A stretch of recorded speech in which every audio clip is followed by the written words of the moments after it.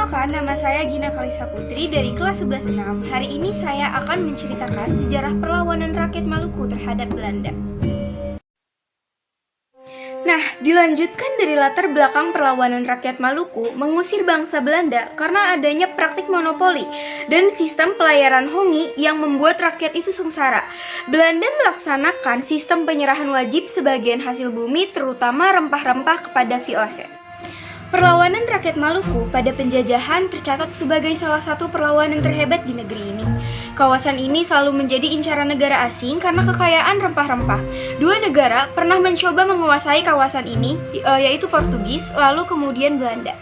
Perlawanan rakyat Maluku muncul pada tahun 1635 di bawah pimpinan Kakiali, Kapitan Hitu. Saat Kakiali tewas terbunuh, perjuangannya dilanjutkan Kapitan Tulukabesi. Perlawanan itu baru dapat dipadamkan pada tahun 1646 sampai akhir abad ke-18. Tak terdengar lagi perlawanan pada VOC. Baru kemudian muncullah nama Sultan Jamaluddin dan Sultan Nuku dari Tidore. Namun VOC dengan cepat bisa memadamkan perlawanan ini. Lalu pada 1817 muncullah tokoh dari di Pulau Saparua bernama Patimura. Dalam aksi Patimura itu, Benteng Dresden berhasil dihancurkan oleh rakyat Maluku. Bahkan residen Belanda, Van den Burg, terbunuh dalam peristiwa tersebut. Belanda terus membawa pasukan dari Ambon hingga Jawa demi mengalahkan rakyat Maluku. Peristiwa ini menjalar ke kota lainnya di Maluku seperti Ambon, Seram, dan pulau lainnya agar rakyat Maluku mundur.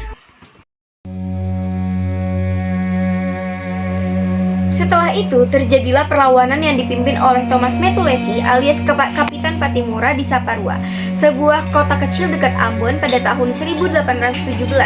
Kapitan Patimura melangsungkan perlawanannya bersama pasukan dengan membakar perahu-perahu milik Belanda di pelabuhan Porto.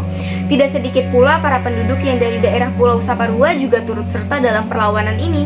Baik mereka yang beragama Kristen maupun Islam telah bersatu untuk melawan penjajah kelompok identitas dan etnis.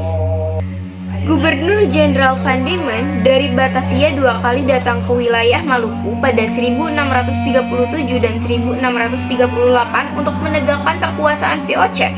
Bahkan Van Diemen juga menjanjikan hadiah besar bagi siapapun yang berhasil membunuh Kapitan Kakiali.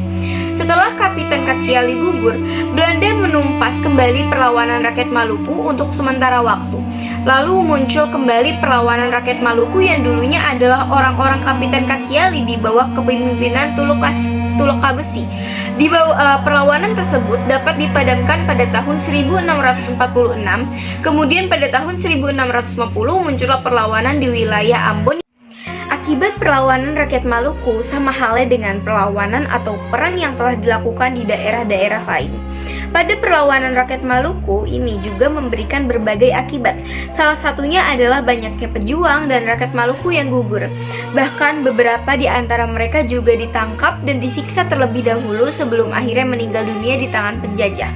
Akibat lainnya adalah para rakyat Saparua dihukum berat karena dianggap telah membantu pemberontakan. Selain itu, monopoli rempah-rempah juga diberlakukan kembali oleh pemerintah Belanda.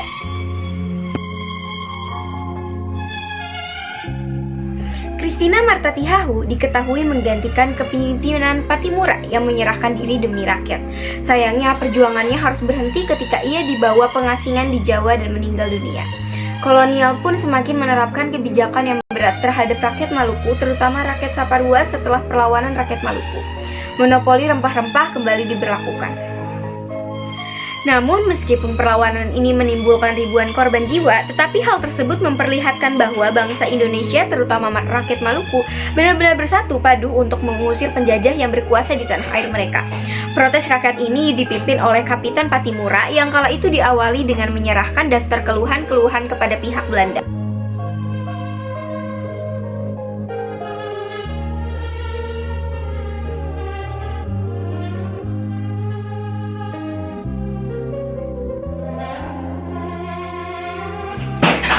Tujuan utama dari perlawanan Maluku, baik itu yang dipimpin oleh Kapitan Patimura maupun Sultan Khairun, sama-sama memiliki tujuan berupa sejarah, melepaskan rakyat Maluku dari tindakan kekejaman dan kesewenang-wenangan bangsa Eropa, membebaskan rakyat Maluku dari monopoli perdagangan yang tentu saja sangat merugikan. Memberantas penjajahan seperti Portugis yang tidak mengenal nilai-nilai kemanusiaan, mengembangkan pemerintahan yang berdaulat dari dominasi penjajah. Sekian penyampaian materi dari saya, kurang lebihnya mohon maaf. Thank you for watching.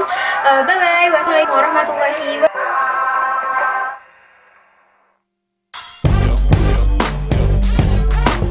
Republik Indonesia.